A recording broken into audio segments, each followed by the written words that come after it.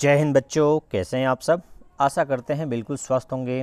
तो बच्चों, रासायनिक अभिक्रिया के प्रकार में बात करते करते हम लोग दो अभिक्रिया के बारे में बात कर चुके हैं। पहला संयोजन अभिक्रिया यानी कम्बिनेशन रिएक्शन, दूसरा था डिकम्पोजिशन रिएक्शन जिसको आप अपघटन अभिक्रिया या वियोजन अभिक्रिया कहते थे। दोनों की बातें हम कर चुके हैं। यदि वीडियो आप नहीं देखे हैं तो वीडियो प्लेलिस्ट में है, वहाँ आप जाकर देख सकते हैं। आज तीसरे अभिक्रिया विस्थापन अभिक्रिया के बारे में बात करेंगे और चौथा अभिक्रिया द्विविस्थापन अभिक्रिया के बारे में बात करेंगे। ये दोनों अभिक्रियाएं आपके परीक्षा के पॉइंट ऑफ व्यू से महत्वपूर्ण हो सकते हैं, क्योंकि इसमें एक तत्व दूसरे तत्व की तुलना की जाती है कि कौन प्रबल है कौन दुर्बल है। इससे कंसेप्चुअल क्वेश्चन बनेंगे, कलर चेंज होंगे और आपसे फिलिंग द ब्लैंक्स वाले क्वेश्चन कर सकते हैं या लॉजिकल क्वेश्चन कर सकता है। तो इसलिए ये दोनों अभिक्रियाएं आप थोड़ा ध्यान से पढ़ेंगे तो आपके परीक्षा पॉइंट ऑफ व्यू से अच्छा होगा और नॉलेज तो बढ़ेगा ही बढ़ेगा। तो चलिए स्टार्ट करते हैं। डिस्प्लेसमेंट रिएक्शन यानी विस्थापन अभिक्रिया। तो परिभाषा बहुत आसान है, एक बार जल्दी से देख लीजिए। वह अभिक्रिया जिसमें कोई तत्व किसी दूसरे तत्व को उसके लवण विलयन से उसके स्थान से हटा देता है तो उसे विस्थापन अभिक्रिया कहते हैं। फिर से सुन लीजिए। ऐसी अभिक्रिया जिसमें एक प्रबल तत्व दूसरे तत्व को उसके लवण विलयन से उसके स्थान से हटाकर स्वयं उसका स्थान ले लेता है तो उसे बोलते हैं विस्थापन अभिक्रिया। जैसे एक एग्जाम्पल मैंने लिया है कि मान लीजिए कोई BC एक लवण विलयन है जिसमें C एक तत्व है और B के साथ जुड़ा हुआ है और A जो तत्व है C से ज़्यादा सक्रिय तत्व है। यहाँ जब केमिस्ट्री में सक्रिय की बात किया जाएगा तो वो सक्रिय तत्व कहलाता है जो आसानी से जल्दी से किसी के साथ क्रिया कर लेगा। अच्छा, वो क्रिया क्यों कर लेता है? क्योंकि उसकी विद्युत प्रबल धनात्मकता अधिक होती है। अब विद्युत धनात्मकता का लक्षण कहाँ हम पढ़ेंगे आगे? आवर्त सारणी वाले चैप्टर में पढ़ेंगे, यानी आवर्त सारणी जो पढ़ेंगे उसमें। तो हम एक लाइन में बता दें कि सक्रियता का मतलब है जो आसानी से किसी से क्रिया कर लें, जल्दी से क्रिया कर लें, उसे हम सक्रिय तत्व कहेंगे। ठीक है। और सक्रियता का क्रम आप अगले चैप्टर में जो धातु अधातु और उपधातु वाले चैप्टर में उसके सक्रियता का क्रम पढ़ सकते हैं, नोट कर सकते हैं। तो यहाँ पर मैं एक जनरलाइज रिएक्शन बता रहा हूँ कि मान लीजिए कि एक कोई तत्व है जो जली विलयन ABC के साथ क्रिया कर रहा है तो ABC को क्या कर दे रहा है? उसके स्थान को उसको पुश कर दे रहा है, हटा दे रहा है और उसका स्थान खुद ले ले रहा है और बना ले रहा है AB और C हट गया यहाँ से। तो यहाँ पर क्या हुआ? A ने C को क्या किया? डिस्प्लेस किया, इसलिए इसका नाम है डिस्प्लेसमेंट रिएक्शन, यानी प्रतिस्थापित कर दिया या विस्थापित कर दिया, इसलिए इसका नाम है विस्थापन अभिक्रिया। तो अब इसका रियल एग्जाम्पल आप लैब में करके देख सकते हैं। NCERT में तो बहुत अच्छे से इसका एक्टिविटी करके दिखाया गया है। तो उस एक्टिविटी को हम पहले यहाँ समझ लेते हैं, फिर लैब में मौका मिलेगा तो मैं वीडियो बनाकर आपको समझा सकता हूँ, लेकिन अभी नहीं, जब समय मिलेगा और लैब में ऐसा एक्टिविटी हम करके बच्चों को दिखाएंगे तो आपको ज़रूर दिखाने का प्रयास करेंगे। तो यहाँ क्या किया गया एक्टिविटी में? कॉपर सल्फेट का विलयन लिया गया जिसका रंग कैसा होता है? ब्लू होता है। अब उसमें लोहे के 2 कील या 1 कील भी डालकर कुछ समय के लिए छोड़ दिया जाता है। तो क्या देखने को मिलता है कि कुछ समय बाद कॉपर सल्फेट का जो नीला कलर है वो क्या हो जाता है? डिसअपियर हो जाता है। तो यहाँ पहले एक्टिविटी आप देख लीजिए, एक्टिविटी जो NCERT में है कि यहाँ पर देखेंगे कि जो टेस्ट ट्यूब है, टेस्ट ट्यूब में क्या रखा गया है? कॉपर सल्फेट रखा गया है जो नीले कलर का है। उसमें लोहे की 2 कील रखा गया है। ठीक है, लोहे की कील धागे से लटका दिया गया। अब इसको आधा घंटा के लिए या 1 घंटा के लिए छोड़ दिया गया। तो आप जब 1 घंटे बाद देखेंगे तो आपको कुछ इस तरह से कील दिखे जाएगा। पहले शुरुआत में कील कैसा था? चमकीला कील था। अब बाद में कैसा कील दिख रहा है? भूरा भूरा दिख रहा है। और विलयन का कलर कैसा था? शुरुआत में नीला था, अब कैसा दिखेगा? हल्का हरा दिखेगा। कैसा दिखेगा? हल्का हरा दिखेगा। ऐसा क्यों है? यहाँ पर क्वेश्चन भी किया है आपसे। तो इस तरह से लॉजिकल क्वेश्चन इस टाइप्स ऑफ रिएक्शन से आएगा। तो देखिए क्वेश्चन क्या कर रहा है? लोहे की कील का रंग भूरा क्यों हो गया? दूसरा कह रहा है तथा कॉपर सल्फेट का विलयन का नीला रंग मलिन क्यों पड़ गया? देखिए ये रिएक्शन से क्या क्वेश्चन कर रहा है कि लोहे का जो रंग था वो भूरा हो गया और कॉपर सल्फेट का विलयन का रंग नीला से मलिन हो गया। तो यहाँ पर आप आंसर दे सकते हैं कि जो आयरन है आयरन कॉपर से ज़्यादा सक्रिय है। सक्रिय का मतलब मैंने कहा अभी कि जो जल्दी से क्रिया कर लेगा किसी से, अम्ल से, क्षार से, पानी से, वायु से, उसको सक्रिय कहते हैं। तेज़ी से क्रिया करने वाले को सक्रिय कहेंगे, ठीक है, सीधा बात। तो यहाँ कॉपर से सक्रिय होने का आयरन ने कॉपर को उसके लोअर विलयन सल्फेट से क्या कर दिया, हटा दिया और उसका स्थान लेकर फेरस सल्फेट बना लिया। अब फेरस सल्फेट का जो रंग होता है वो हल्का हरा होता है, तो ब्लू कलर क्या हो गया, चेंज हो गया। और जो ये आयरन निकला है सल्फेट्स, कॉपर सल्फेट से, कॉपर निकला है, आयरन नहीं कॉपर, वो आयरन नेल पर, आयरन के ऊपर जमा हो जाता है। तो यहाँ देखिए यहाँ पर कि ये जो कॉपर निकला है, कॉपर सल्फेट से कॉपर निकला है, वो आयरन के ऊपर क्या हो गया, डिपॉजिट हो गया, जमा हो गया।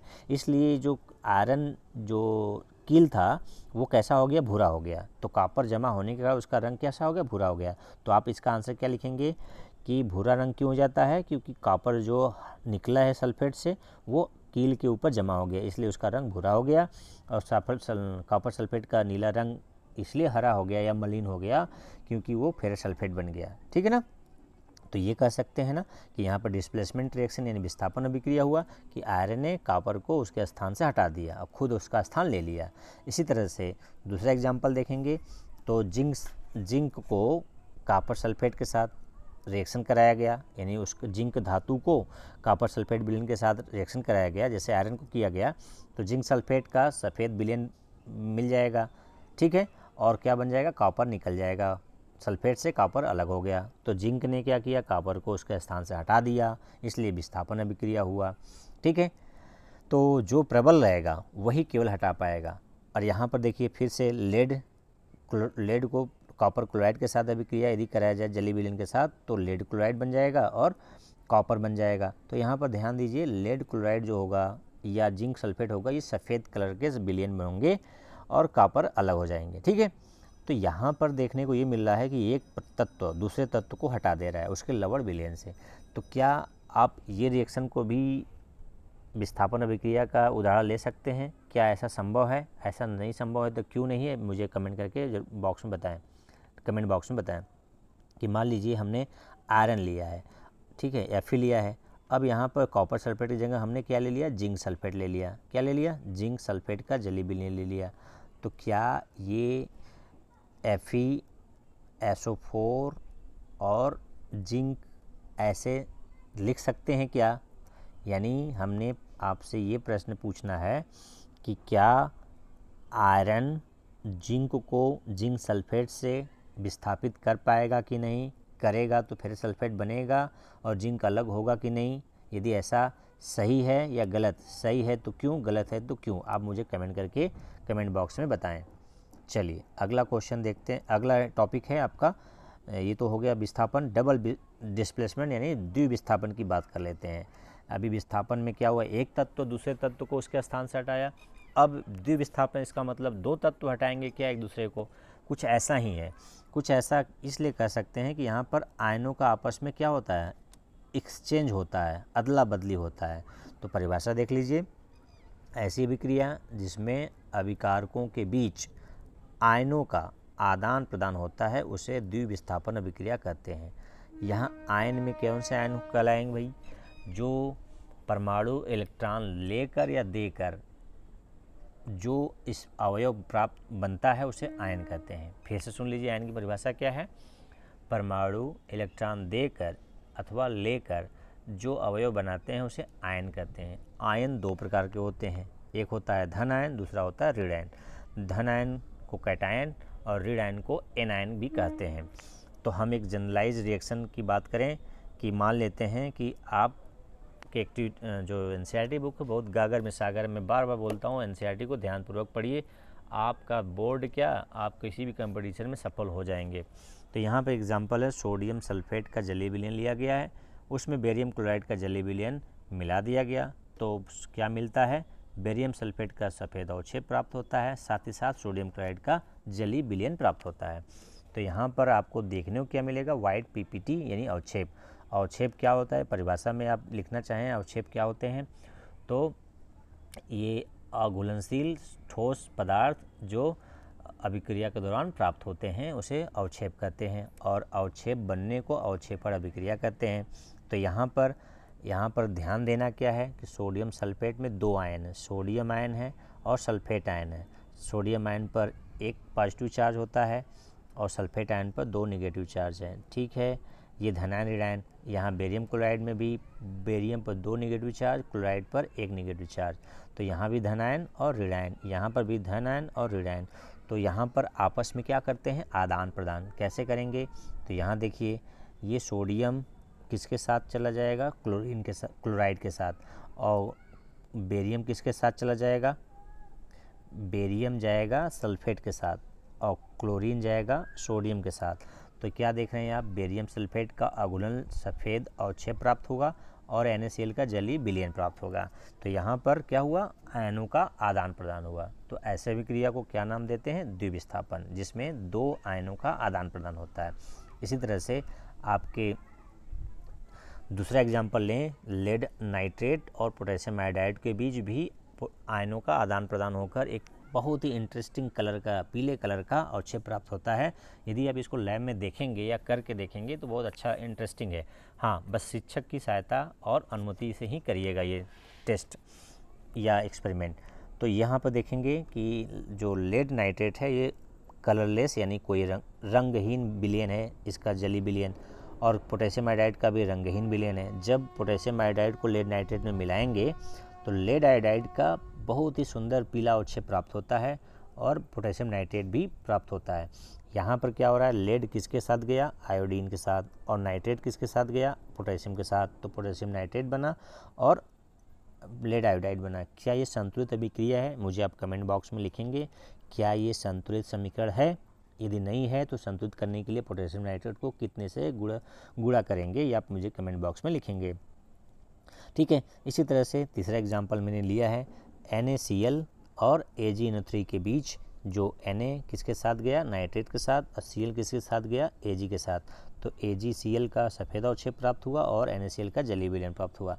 तो इन तीनों अभिक्रिया में आपने एक कॉमन चीज़ देखा होगा कि आयन द्विविस्थापन में आयनों के आदान प्रदान के बाद जो एक कंपाउंड प्राप्त होता है वो जलीय विलयन प्राप्त होता है, दूसरा अवक्षेप प्राप्त होता है। वो चाहे जिस कलर का हो, चाहे सफ़ेद हो, पीला हो या सफ़ेद हो, लेकिन अवक्षेप बन रहा है।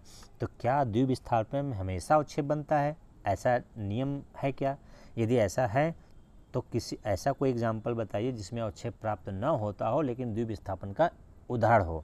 तो मैं यहाँ पर आपके सामने एक क्वेश्चन रख रहा हूँ कि ये NaOH दूसरा HCl, ये 2 अभिकारक मिलकर NaCl का जलीय विलयन और पानी बना रहे हैं। तो क्या ये द्विविस्थापन का उदाहरण है? यदि उदाहरण है तो क्या इसमें अवक्षेप प्राप्त हो रहा है? यदि नहीं हो रहा है तो क्यों नहीं? यदि द्विविस्थापन है, पहला क्वेश्चन ये है कि द्विविस्थापन का उदाहरण है कि नहीं है। यदि है तो अवक्षेप प्राप्त है, इसमें अवक्षेप बना है कि नहीं बना है, ठीक है। और अवक्षेपण अभिक्रिया कह सकते हैं कि नहीं, तो ये अवक्षेपण अभिक्रिया का उदाहरण आपको एग्जाम्पल के थ्रू समझ में आ गया होगा कि जिस अभिक्रिया में अवक्षेप बनते हैं उसे अवक्षेपण अभिक्रिया भी कह सकते हैं, ठीक है। तो द्विविस्थापन में अवक्षेप बन भी सकता है, नहीं भी बन सकता, लेकिन आपको इस एग्जाम्पल को देखकर मुझे कमेंट बॉक्स में आपको ये बताना है कि ये किस प्रकार का अभिक्रिया है, अवक्षेपण अभिक्रिया है कि द्विविस्थापन अभिक्रिया है कि अवक्षेपण और द्विविस्थापन दोनों है, ठीक है। तो चलिए आज के लिए इतना ही। ये वीडियो अच्छा लगे तो अपने मित्रों के साथ शेयर करिए, और यदि अच्छा न लगा हो तो उसका कारण लिख सकते हैं मुझे कमेंट बॉक्स में, ताकि मैं अगले वीडियो में इसको कारण को हटा सकूं। तो आज के लिए इतना ही। जय हिंद, जय भारत।